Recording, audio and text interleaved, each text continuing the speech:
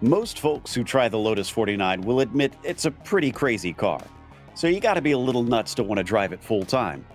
And as such, the community sometimes comes up with schedules that are just as bonkers. This might be one of them. Talladega is our host today as we get ready to watch round 6 of the Lotus 49 Grand Prix Legends Series, and you'll see it all live here on the Global Sim Racing channel. Hi, I'm Joe Peak, and with me in the booth is Roush Racing driver Joey Atterbury.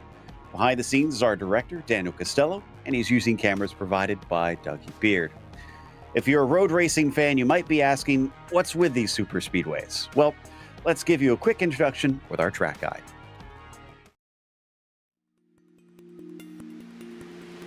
Welcome to Talladega Superspeedway.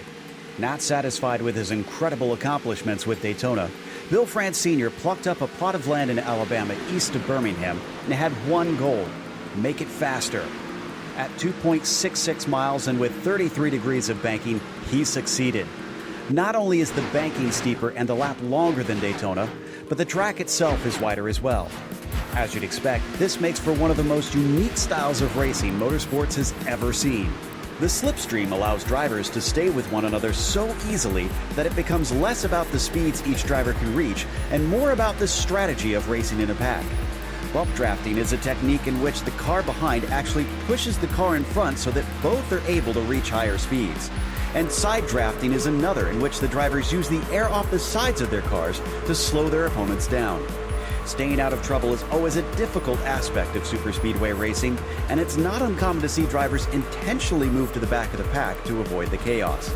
In fact, the high speeds make large wrecks so hard to avoid that the term "the big one" has become commonplace to refer to the almost inevitable multi-car pileups the circuit is known for. Also, entering pit lane is its own skill, which requires practice in order to slow the car up as quickly and safely as possible. Keeping the car clean and in contention is the main goal for much of the event. Then the final few laps, it's a race to the line, with any alliances usually dissolving and the driver's urge to win taking over. Known for gobbling up cars and ruining a driver's good day in the blink of an eye, Talladega truly holds the title of the biggest and baddest track on the NASCAR circuit.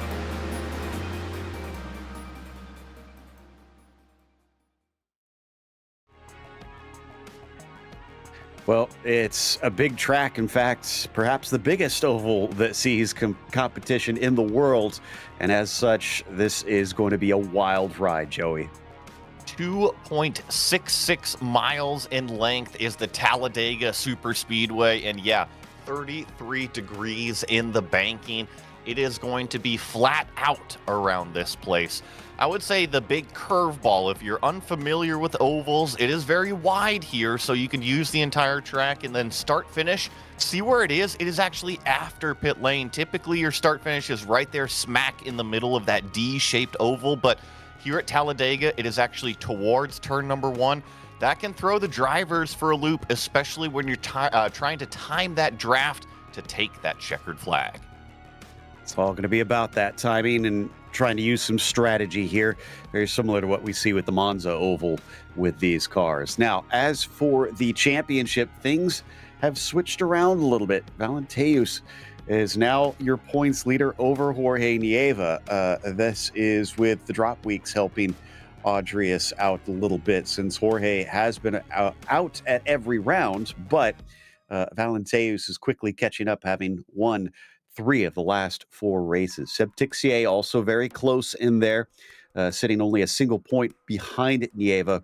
And Togo Husada, who's actually a bit of an oval specialist, might have a good shot here today, as he'll be in 4th coming in the points. Tie for 5th between Leo and Xavier.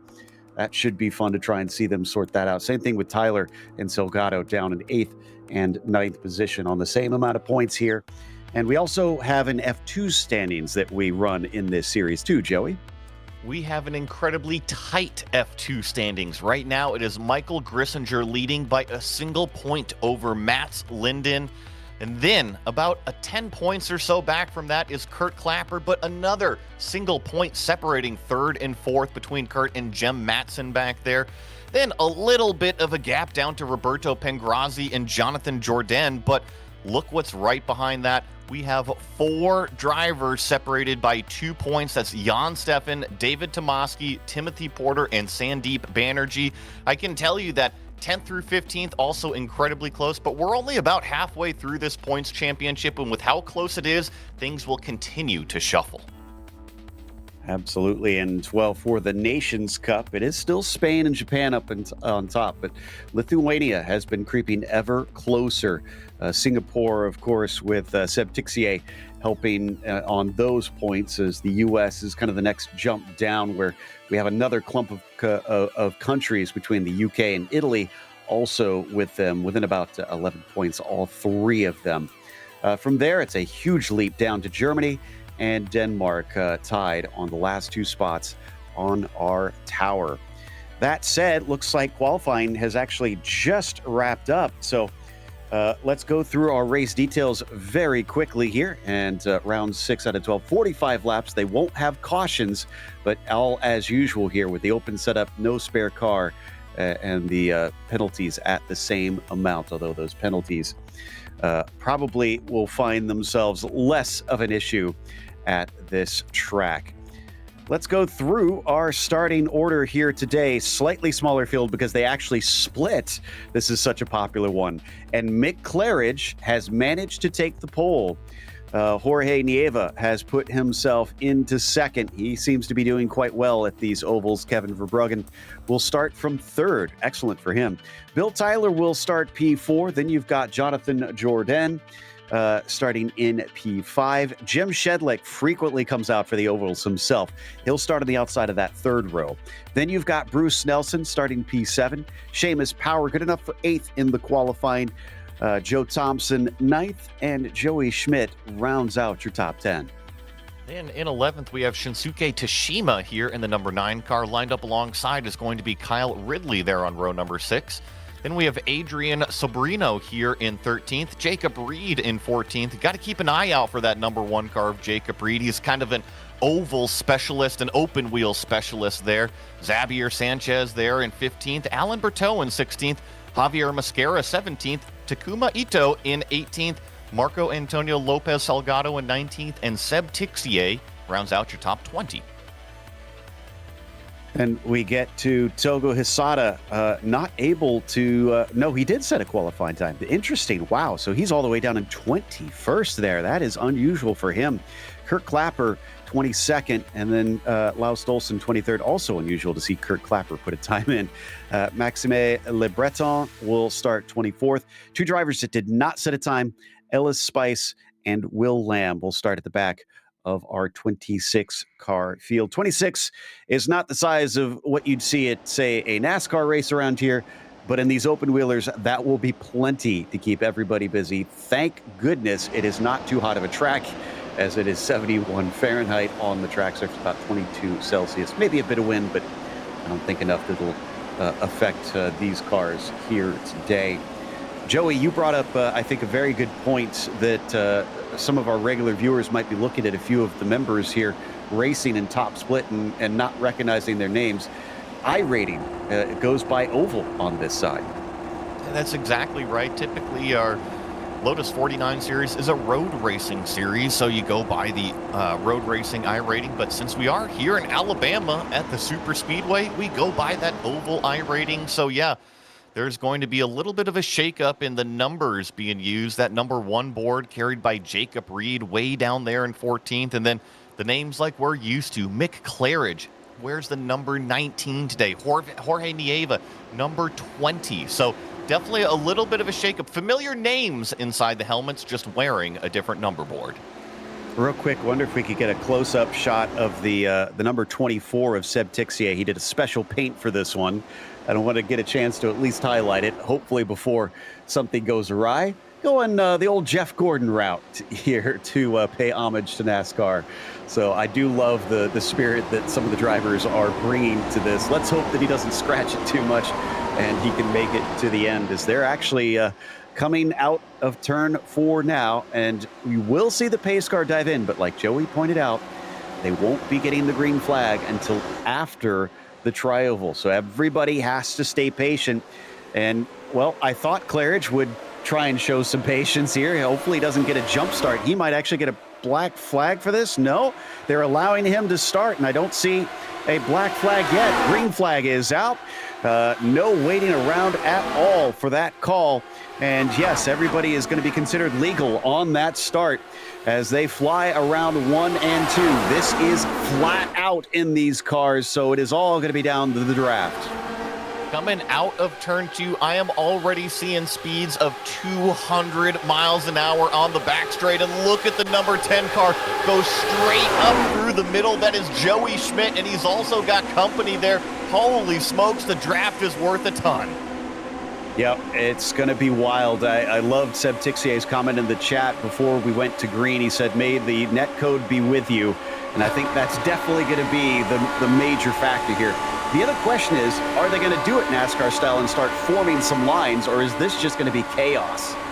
I think it's going to be chaos. Now, if you've ever seen the laydown carts at Daytona that they race in real life, it's very reminiscent of what we're seeing just with these huge draft runs. And I'm curious, we're seeing 3 wide right now, and the cars are easily spaced out. There's plenty of room for 4 wide, but with these open wheel cars, you might want to leave a little bit of extra room. Yeah, I mean, even this 3 wide is a little sketchy for me, but it looks like they're giving each other plenty of space. So it is Mick Claridge at the front there on the bottom line, and it looks like Joey Schmidt, who is running the middle line. He's going to get a bit of better momentum on the exit of the corner. No bump drafting in these cars, or at least I would not recommend it.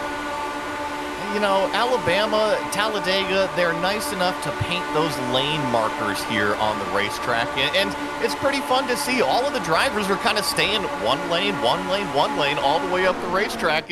They're very nice and orderly right now. Well, you said it's going to be chaos, and it looks like they're trying to prove you wrong. So, yeah, there is a little bit of shuffling, it looks like, farther back, but the front rows are basically all kind of riding it out. They know 45 laps is a long ways to go. They do have that oval mindset, it seems, of at least just tick the laps off and let's get to the end. Did anybody tell these guys this is not the start of the Indy 500? We don't need to go 3 by 3 by 3, and here they are at 210 miles an hour doing it.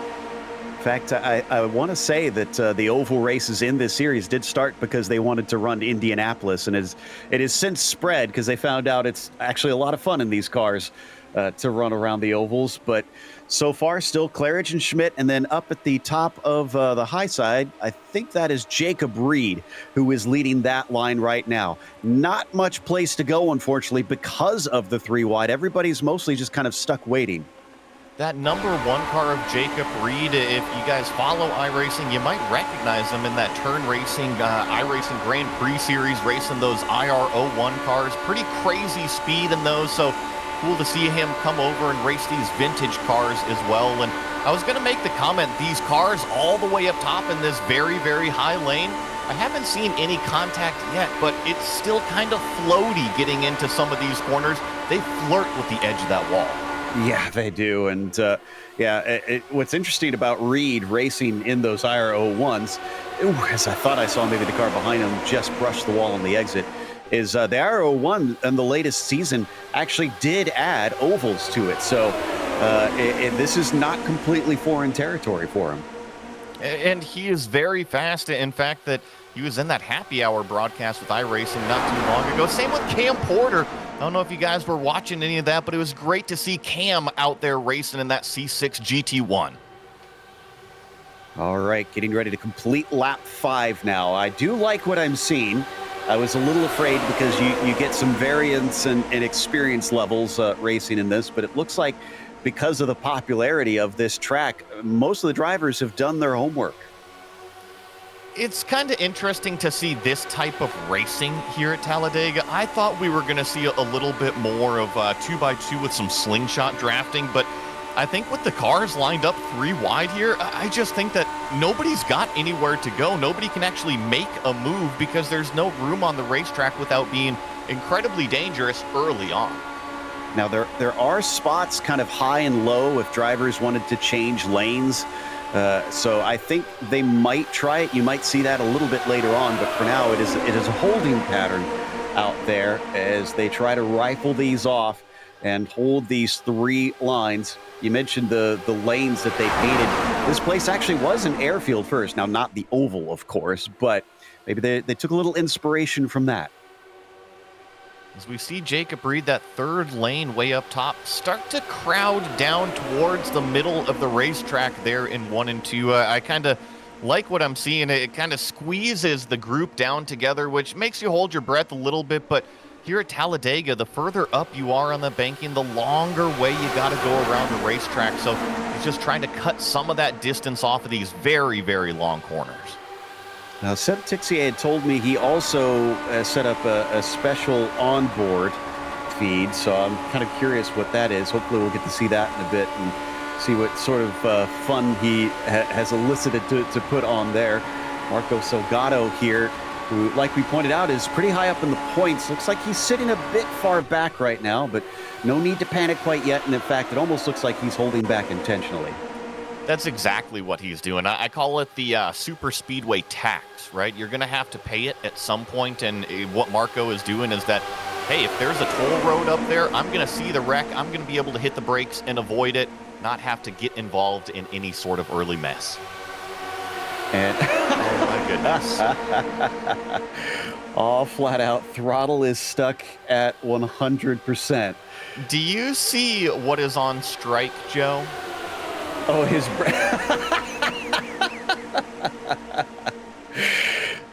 this is fantastic. And we just had Alan Berteau in the number 12 car smack the wall in turn number 1.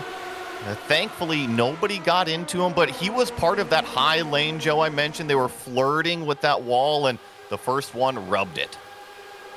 So that drops him backwards. There was great avoidance as well by Seb Tixier and all that. He just barely managed to duck underneath him at the last moment. That'll promote him up. And in fact, they're starting to shuffle a little bit more now. That really kind of broke things up in the way that they needed. Crucially, though, like you said, they were all able to avoid. So credit to the number 12 as well as everybody else to avoid that. It's not always easy to get your car off of the wall and not sink it down the racetrack by any means. So we're going to get the replay here. It's going to be the white car in the top lane. We're riding on board with it, and going into turn number 1, you're just going to see him scrape the wall on the right-hand side. Doesn't look like there's any sort of damage made, but all of the momentum comes to a halt, and then he stays at the top of the racetrack so that way he doesn't cause any more incidents. God, that has got to be scary in these things. I mean, they're doing Cup car speeds right now. They're flirting with about 200 miles an hour. So and that is without the fenders or roll bars or anything. Granted, thankfully it's virtual, but yeah, this is a lot scarier even in the sim world in these cars, just trying to hold on for dear life. As far as big movers, though, with the difficulty trying to make positions with this 3 wide, Reed, I think, is one of the biggest movers, up about 10 or 11 positions.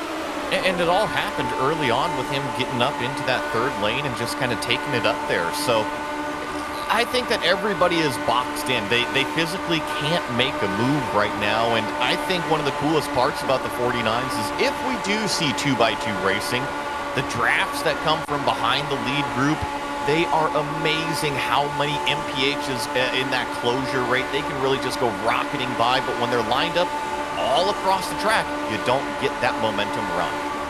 Yeah, I wonder if we might see it maybe on the backstretch or down through the tri-oval or something where things are a bit wide, and maybe you could flirt with that yellow line. You're not allowed to pass under the yellow line, but you can at least try and get close to it. Let's see what Tashima does. We usually don't see him except for these oval rounds.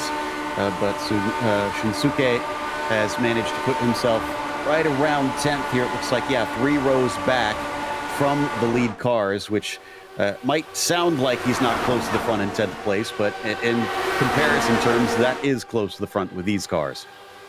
I want to draw our eye to our leader, really, Joey Schmidt, in the car right behind him. So I mentioned that they're going 3 wide. In the middle here, this second car is trying to get so close to the gearbox. Now, in the production cars, the NASCAR, the closer you get to that draft line, the further forward you can actually go. Just the arrow, the momentum, the top speed, it seems to work for you. And I wonder if working lap 13, these drivers are already starting to get frustrated, boxed in, and they're just starting to creep up ever so closer to try to push on that gearbox. Yeah, that's a good point. Yeah, you can push without physically pushing.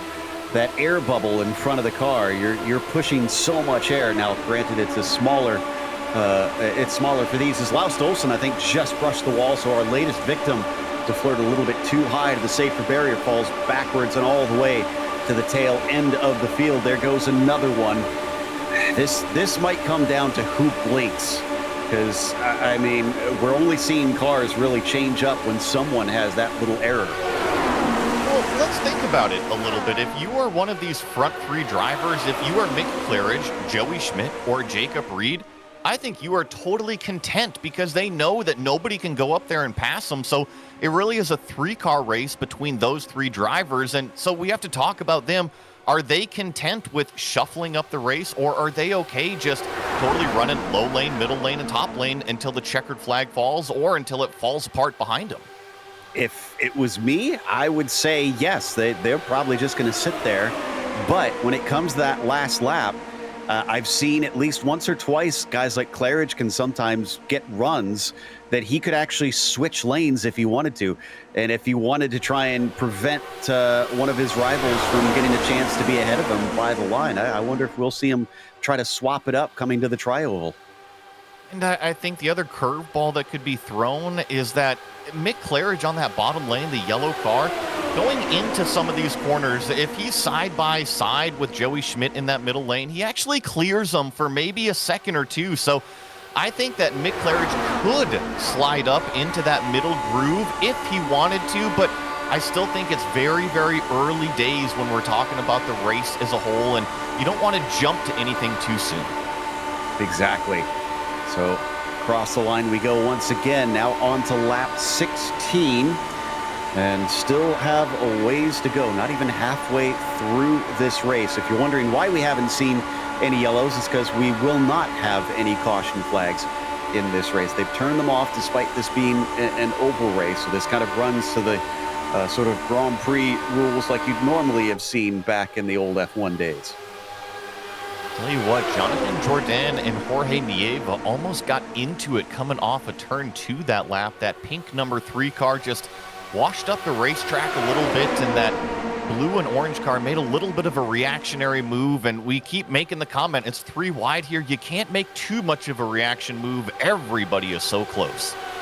Exactly, and at times, Thompson there, or excuse me, not Thompson, Joey Schmidt seems to be getting a little bit out of line compared to those behind him. Will somebody dare try and make it 4 wide just to get to that front group? Or we could see the leaders up ahead. It looks like there's an opening if the second place car wants to jump up. That's Thompson. But no, he decides to stick behind. That's the sort of thing I'm wondering about is if one of those leaders falls back enough, that could mean they lose that top spot. Just a little bit of jostling here in 3 and 4, and the cars get so close. You always have to hold your breath with these open wheelers, and here's that run from the middle lane. Now, when we talk about the finish, I know that we're a long ways away. Here's the start-finish line way down there, and typically here at Talladega, it's actually that middle lane that reaches the start-finish line first, and sure enough, that lap, it was the number 10 car of Joey Schmidt that got there first. Remember we talked about Olsen and Berteau clipping the wall. They're not in last place. They're back there trying to get runs and get up into the mix. It's actually kind of fascinating watching right around the area where those lines start to fade out, because there is definitely some chopping happening there as drivers try to kind of set themselves up to file into what is hopefully the best line. This pack is pretty incredible. First through 22nd, there is not a gap that somebody is out of that slipstream range. And I think it's about first to 21st or so that is all in this 3x3x3 pack. So it's been a pretty crazy race. I'm sure that these drivers inside of their sim rigs, this is mentally exhausting because you're always on the limit. You're always wondering what is going to happen. You can't lose focus at any moment. You have to be just ready to react anytime something happens out there, for sure. And yeah, I checked. It's top 23 cars are less than a second apart, and they've been that way pretty much the entire race. It is really wild to see. And I think when we talk about the difference between this race we're watching and something like NASCAR, NASCAR is not nearly as mentally exhausting on super speedways because you've got the fenders and you're allowed to bump draft a little bit. Not to say it's not incredibly challenging, but this is just a whole different world out here, and you really have to be on it all the time. I was just looking through real quick to see if there were any other interesting paints out there. I saw Pepsi Max, I saw a Monster paint. So yeah, there's a few that are getting into the NASCAR spirit. It's Alabama, right? You got to get into it, and I know that these drivers... Oh, there's contact! Mick Claridge in the front of the field. This is going to take out a huge portion of it. The big one at Talladega. Oh, it is worst case scenario. If it was midfield, at least some of the pack would have been able to get through, but that absolutely obliterated just about everyone. Tashima is now your leader, as it looks like Claridge maybe got damaged. A few cars limping to a halt now at the apron. You know, I've gone back and already watched this, and to let everybody know, it looks like the top 11 were able to skate through cleanly. The top 15 were able to make it through the wreck, and there's exactly what happened, and everybody else involved into it afterwards. Or I'm sorry, is this live right here? Yeah, that was another incident. On the back straightaway, somebody got hooked there. Very strange stuff. I'm trying to see if I can find who that was, because that it just kind of came out of nowhere. I was with you. I thought maybe we were watching some sort of replay, and that appears, oh, it was Mick Claridge, actually. So I saw him somewhat off the pace before. You know what? He was trying to make his way back forward, and I just found it. He made contact, unfortunately, with, I think that was Jorge Nieva. So unfortunate, and I'm sure we'll get a replay here soon enough, but to set it, the top 9 right here are what we are watching. So about 3.5 seconds back from this is another group of 5, but what was 26 cars fighting for the win is now pretty much the top 9. Here's where it gets interesting in the bigger picture, Joey. That was Nieva. Remember, he's fighting hard with Valenteus, who's not here today. This could have been a great opportunity for him to get more points, but now he's going to score very low. He's still going to score decent points, as there's only 26 cars in this one.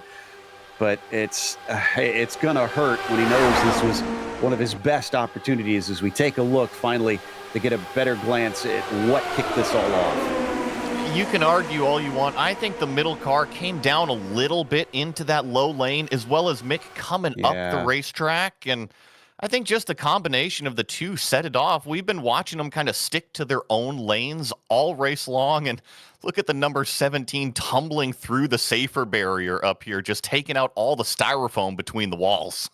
and the fencing, too. That's happened a number of times at Talladega. Usually it's in the tri-oval that we see that happen. That is wild stuff. And yeah, I thought I saw the 10 car as well. Just they added the new damage model a few builds ago to this car, and it became a cigar tube very quickly. Yes, it very much did, but I think it was just those two lead cars. One drifted up, one came down, and I'm not surprised. We were making the comment that they started crowding through the corners about lap 15 or so, and then I think we're going to get another replay here of what happened to Mick Claridge on the back straightaway here. So go on board here with Jorge Nieva. He's the blue and orange car, and watch that yellow car. That's Mick Claridge just trying to make a big run, and there was definitely a little bit of a move and block from Nieva, but you can't go below the yellow line to make a pass. That was just kind of pretty sloppy after that first wreck. Exactly. It's real unfortunate. Once that wheel was off, there was just nothing he could do from there. He could try to maybe repair the car and get back out there, and he'll be multiple laps down. It'll make up for something. We'll see whether or not Nieva does. He's in the pits right now trying to see if he could reattach that wheel. Looks like Ito has managed to work his way upwards. Interesting that it's not the Alabama gang that we've got out here trying to win at Talladega. It's the Japanese gang that's trying to do what they can. Togo Hisada is in this mix. Takuma Ito, as I mentioned. Tashima is up there. And Sobrino's the only non-Japanese driver in the top 4 right now. You were talking about the points and Nieva and what that can mean for him, but what does this mean for Togo Hisada, especially since he's the one kind of crawling back into it? This could be a huge points day for Togo. And Tixier's been up there in the points lately, and he's not had some good races. So, ironically, I wonder if he will wind up having himself a good race at Talladega. I guess it is just a roll of the dice often here on what you wind up with. He's pushing as close as he can get to Sobrino, trying to get that bubble to move them forward. Joe, wouldn't it be fitting if we saw the DuPont car in victory lane today? You know, I'd have to check and see how many super speedway wins Gordon had in his career, because I'm not familiar with that stat. But yeah, this would be fantastic, as the Singapore driver is doing his best and actually looked like successfully kind of pushing forward his Japanese cohort. It's back to kind of the 3-wide racing, but they've all shifted down to using 2 lanes instead of all 3 lanes. So yeah, this group not as organized as what we saw out of the big pack earlier. Definitely more jostling, more track position, trying to kind of figure it out. But the biggest difference I see is even down the straightaway, they're trying to figure out which lane they want to be in. Oh, there was a little bit of ghost contact between Togo Hisada and Tixier in turn 3. Thankfully, they'll get away with it. But yeah, now they're starting to try and take that middle lane, as I think that's Tixier who's moved into there. As we check back to Kurt Clapper still running as well. We formed a second pack, which does frequently happen here at Dega. And looks like Clapper being led by Spice. I see Snelson in there. And Salgado actually still running. This is on the lead lap. I'll keep everybody kind of posted with this one. They're about 4 seconds back from that main group, and they are trying to leapfrog draft, but they're doing identical lap times, if not about half a tenth slower, so they're actually losing just a bit of ground to this group. And they may have accrued a little bit of damage, and unfortunately, aero damage, even on these cars, will affect your top-end speed. So if any of them is suffering from that, then it's going to make life quite difficult. So here you go. Here is the top 9 cars still in contention for the win, although frankly, anybody on the lead lap is probably in contention to win. 4 wide, maybe? We're thinking about it. We are 4 wide in turn 2 at Talladega. Now Togo Hisada makes it 3 wide. He slips into that middle lane, but I called it earlier. You can go 4 wide here, and actually, LeBreton, I believe, just scraped the wall. He's fallen back out of the pack. Yeah, and that was on the straightaway, which is a bit unusual, but maybe got a little close to it. Looks like he hasn't dropped from them. He's still within the slipstream.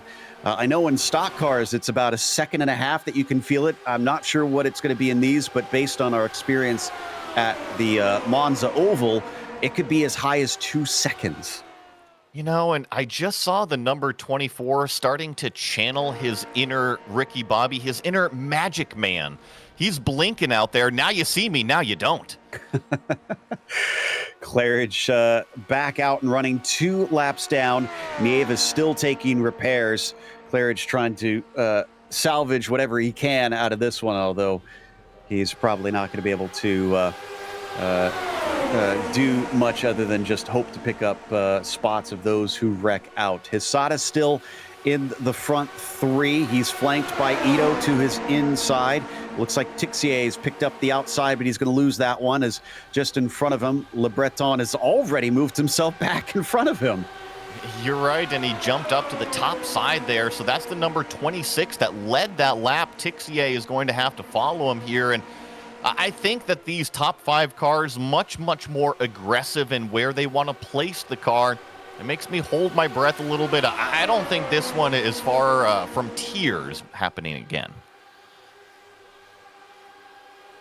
So I was trying to figure out of what Breton translates to, because I was pretty sure it was French, and the French masculine definite article surname found in Haiti. Okay, well, it doesn't answer my question. Anyways, he's from Canada, ironically, because I thought maybe he was a Briton or something based on that surname. Regardless, my curiosity satisfied. Looks like we got a new player in the middle there. Is that Ito coming forward? Does look like it is, and he's got a big run. And we just went 4 wide again going into turn number 1. It was the number 14 of Ito, like Joe was saying there, forcing his way up through the middle. So things are definitely getting spicy. This group not afraid to go 4 wide. And here they're thinking about it again. It's Hisada, Ito, Tashima, and Breton all trying to squeeze in there. Yeah, I think with this smaller group, they know that they can get away with maybe a bit more, but unfortunately, it can still go awry just as quickly. We're coming down to 10 laps to go pretty soon, so it's going to come into the final stages of this one, and it's still completely unsure who's going to come away with the win. I've seen some drivers kind of back it up, maybe try to get a run and force that 4 wide, Joey. So I think this is going to go down to who can manage to time it right. I think what's making me the most nervous out of this group right here is actually Togo Hisada on the outside. He kind of crowds downwards in the middle of these turns, and that's okay, but there's a couple times where he's had a little bit of an overlap and so close to contact between wheels. Well, and one thing that is a little less common, usually, at least on the NASCAR side here on iRacing, because it still is very American-centric, is we've got drivers from around the world racing together here at Talladega. So the net code could be a little sketchy. Here we go again, 4 wide. And I believe it's Sanchez on the bottom. He is going to take the lead. That was a move from Xavier Sanchez, forcing it 4 wide from the second row and going straight to clean air. Heike 360, pulling a no-scope 360 type move there, trying to squeeze up to the front, but he's got nobody to help him now, and he starts to drop back. So it's Hisada up top, Ito in the middle, and Sanchez down low. That is the front 3 cars, and we see through 3 and 4, the low lane is the shortest distance, so it gets around the corner first. But here at Talladega, we've said it, it's all about that start-finish line. Typically, it's the middle lane that makes it there first. Let's see who actually gets to start-finish. Oh, yes, it would have been the middle lane. No, it would have been Togo Hisada in the top lane that lap. I'm seeing Ito scored as the top one. I wonder if it's so close that our timing and scoring is showing up differently from one another as they come through. And down the backstretch once again, it is all plugged up, starting to, whoa, somebody into the wall. Is that Breton again? No, it's Bill. Oh, yeah, you're right. I'm sorry. That was the 26 of Breton again, and he actually almost got into the back of Togo Hisada coming out of turn number 2. So I think he just kind of got a little bit of a missight on the wall and following the competitor, but he is not out of that slipstream range. He'll still be able to crawl back. It was odd enough for him to do it once on the straightaway to hit the wall. The second time now he's done it. Somebody needs to let him know with measuring tape how wide that car is. Meanwhile, Seb Tixier still sitting in second. He's a clever driver. I would not put him past him. But like we said, Togo Hisada, a bit of a specialist. What is he going to do in this group? Does he have an ace up his sleeve? Going back to that comment, Joe, I would love to see some curb feelers on these Lotus 49 cars as they're out here. Oh, yeah, where's the other car? Oh, there's the wall over there. I don't think it'll be too much of an arrow hit on him. So, yeah, let's slap them on and make sure that everybody can have the bumper bars on the bowling for tonight. Make sure that we get away cleanly. Meanwhile, Tashima now in the midst of the group, stuck in the middle lane. Probably not where you want to be. I'm thinking either high or low, if you're going to be in the second lane, is better, as we can see a little bit of wavering up on that top side. As who's that trying to make it 4 wide? Well, LeBreton once again. Oh! Yeah, and this time makes contact with Hisada, and he's in the wall a little bit harder. I'm just curious, how many times can you scrape the wall and get away with no damage? Because he's done it, he's like a cat out there. He's coming back. He's still got 6 more lives, I guess, if my math is correct. So we'll see. And he is the most aggressive of them. If I'm out there, I'd keep half an eye on that number 26, because he could cause a big wreck. And interestingly, I mean, it doesn't mean as much because we are in top split. He does have the lowest I rating. That's exactly the point that I was going to make, is that he's carrying the number 26 board. And Typically, when you're towards the front of the iRating and higher up on those number boards, you look at that number 26 kind of as a wild card. You don't know the skill level. You're unfamiliar with what he's going to do. I think that's kind of what makes him unknown and a little bit dangerous. Well, I mean, going back to our Talladega Nights references, he's a bit of a wildcat here, so let's see if he's able to actually make this work. He's tried multiple times to go up to the high side, find enough space. He's willing to get right up to that safer barrier, and maybe he's figured out the width of that car right now, because this time he actually backed off a bit. And I think that Togo Hisada is also trying to play nice. He's trying to block that top lane, say, hey, Breton, there's not enough room for you to go up there. Just stick right behind me. But the 26 is just going to go for whatever gap he can find, and Togo Hisada's just got to deal with it. Well, usually they say you can pick your friends. I don't think in this case, because he's kind of stuck with Maxime behind him right now, and he might want a different pushing partner to help him move forward. Look at how far he's dropping back. Coming up to go to 6 laps to go. I think that number 7, Javier Mascara, is actually kind of playing pretty smart right now. He hasn't injected himself up into the mix, and as I say that, he tried to squeeze in the middle between Tixier and Tashima there, so maybe not. Maybe these sim racers are just looking for whatever gap they can still possibly find. That second group has definitely not caught them. It's about 3.5 seconds, so you can kind of get glances of them on the edge of the screen at times, but even if they are making up ground, maybe about a tenth a lap, it's just not going to be enough this late in the race. There you can see them, and yeah, that's a pretty jumbled line too, so that doesn't bode well that they'll be able to catch. Jump back up here to our lead group as the number 26 still continues to flirt with that 4 wide. There he goes again. Look at that very top lane. So that is Breton once again. Yep, so there goes another life. So he falls down to 5, back Joe. Just a bit. I wonder if he's going to run out in time here. He's got 5 laps left, so he can brush it once per lap. And I mean, he catches it. Look at that. By the exit of 2, he's already back with him this time. He's almost like figured out how to have the minimal loss whenever he touches the wall. He's hit it so much. And we haven't been able to display those kind of later pack runs here in the broadcast, but the draft is incredible what you can do with these 49s. However, once you get into that clean air, the car only goes but so fast. That's why we get the car side by side up here for the lead. When it goes too wide, then it's going to get really exciting. Indeed. Leaders going at about 206 miles an hour at most. A little bobble for Hisada. Almost looked like maybe some more contact between him and the others. I thought maybe we were going to go too wide for a brief moment. Contact between the top 2, Sanchez and Ito, almost coming together down the backstretch. That would have been another big wreck there with these 9 cars, but thankfully they avoided it. We have internet connections from all over the world, and yeah, we're dealing with a little bit of netcode contact, especially at speeds over 200 miles an hour. You gotta be on top of it as we go 3 wide one more time to cross start finish. It was either the middle lane or the top lane that crossed that time. I still am firmly in belief that the low lane is not where you want to be if you're trying to win today's race.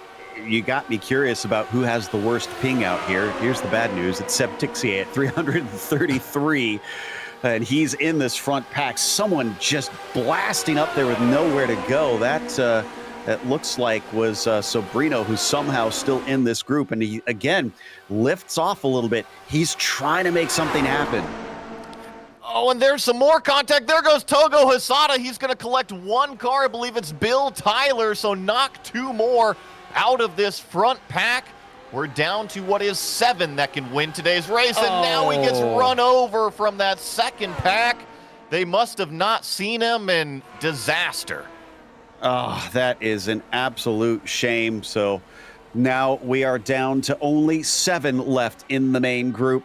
Takuma Ito now chasing on Sanchez there on the bottom line. But as you said, middle lane coming off the tri-oval, usually the one to be Is that going to be the case? We're coming to the white flag. Who is going to bring this home? This is about to get spicy. Not that it hasn't been already, but Sanchez down on that low lane. I like who he's got behind him with the 24 of Tixier here, but it's going to all be settled in 2.66 miles. In fact, the lanes are no longer there. It's not looking like it did before at all. Someone going up the middle there on the second row and trying to find some room on the outside. That is Mosquera. We haven't talked about Javier at all. He's usually over in the IMSA Vintage Series. When did he get here? Holy cow! Here comes Sobrino. He threads the needle. How in the world did he make that stick? That was the run that I have been waiting for. Did it come too early or did he time it perfectly? 4 wide up through the middle, but here we go. Here's the Sharks. Oh, contact between Mosquera. Now we're going to have more contact. I believe it's going to be Breton that's going to take the checkered flag. Was it too soon? Is Sobrino going to lose out? You're right. Le Breton at the line will steal it and take the win. Sanchez in second. Tashima in third. That was an insane finish for an insane combination of car and track. Oh my goodness. Here comes Will Lamb to cross the line in 9th place, and Javier Mosquera might as well jump out like Ricky Bobby and run across the start-finish line. Oh my goodness. I think he's going to get there before anybody manages to reach him in time. Well, as you'd expect, there are some tempers flaring from this one. No surprises there. There he goes, crossing probably at all of 10 miles an hour, but he got there in the end. And Le Breton comes in with the lowest I rating and manages to win. I believe that's actually an achievement that you can make on iRacing. Well, oh my goodness, Joe. I'm ready to catch my breath. I am too. Why don't we take a break? We'll be back after this with the unofficial results as well as driver interviews.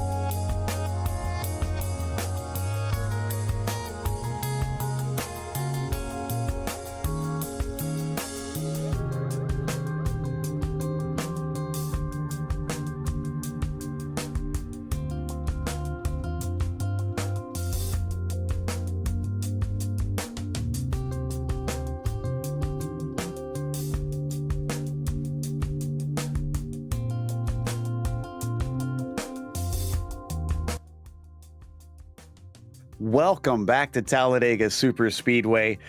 We saw a race befitting of this circuit as Maxime Le Breton manages to win with the lowest I rating of this entire split. And you got to do it how you got to do it. Xavier Sanchez is going to finish second with Tashima with third behind him. Sobrino was P4 as Seb Tixier finishes fifth and Takuma Ito in P6. Then you get to Kurt Clapper. He actually qualified this time, didn't do too bad, finishing seventh.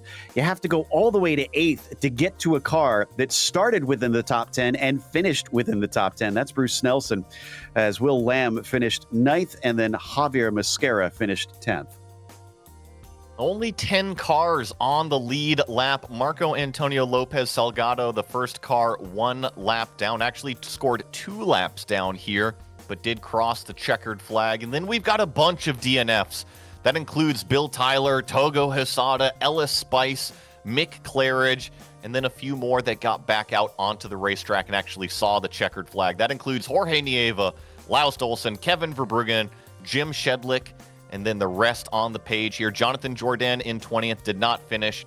Same with the rest. Seamus Power, Joe Thompson, Joey Schmidt, Kyle Ridley, Jacob Reed, and Alan Berteau, all DNFs today.